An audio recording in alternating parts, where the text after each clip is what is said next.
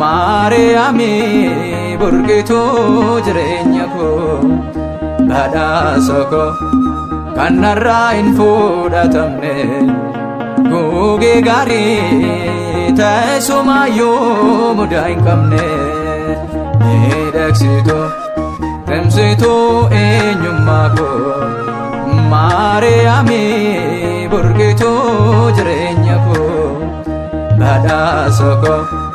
kan narraa hin fudhatamne gugee gaarii teessumayyuu mudaa hin qabne.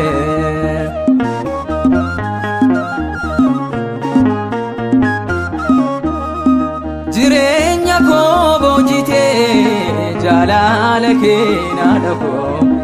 ofitti na simattee matina jebbinee harmee koo naftaati taawwabii koo naftaati gaaddisa koo fuulee Aaroon ishee hin gogne haadha narraa hin fudhatamne teessumayyuu mudaa hin qabne miidhagsituu timsituu eenyummaa koo Maariyaami burqituu jireenya koo badhaasa koo kan narraa hin fudhatamne gugee gaarii teessumayyuu mudaa hin qabne.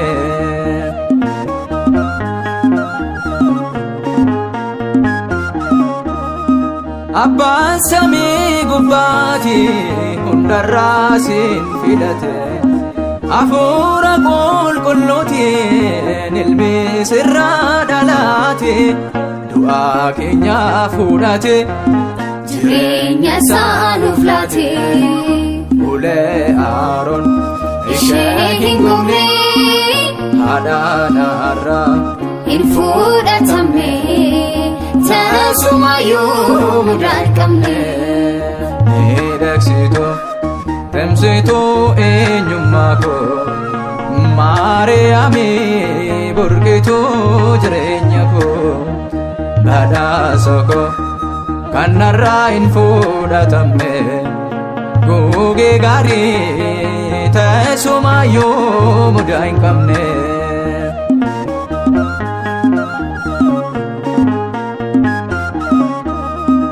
Akkamittiin si faarsee mee maaliin si fakkeessu jechoota naabee dhugoo kanaan ittiin si ibsu kan garaa koo na cibsu nannaabee kan si ibsu fuulee Aaroon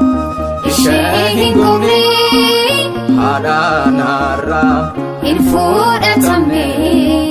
teessumayyuu mudaa hin qabne miidhagsituu timsituu eenyummaa koo Maariyaami burqituu jireenya koo badhaasa koo kan narraa hin fudhatamne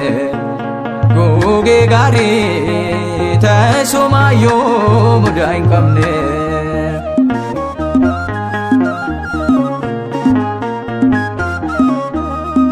Galata kee yoo himu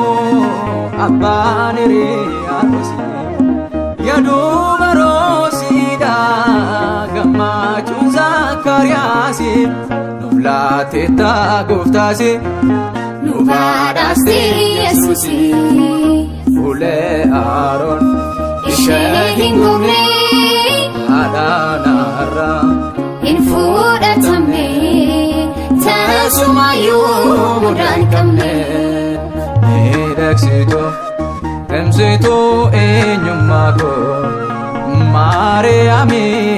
burqituu jireenya koo badhaasa koo kan narraa hin fudhatamne gugee gaarii teessumayyuu mudaa hin qabne miidhagsituu timsituu eenyummaa koo Maariyaami burqituu jireenya koo badhaasa koo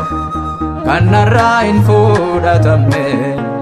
gugee gaarii Tasumaayyuu mudaa hin qabne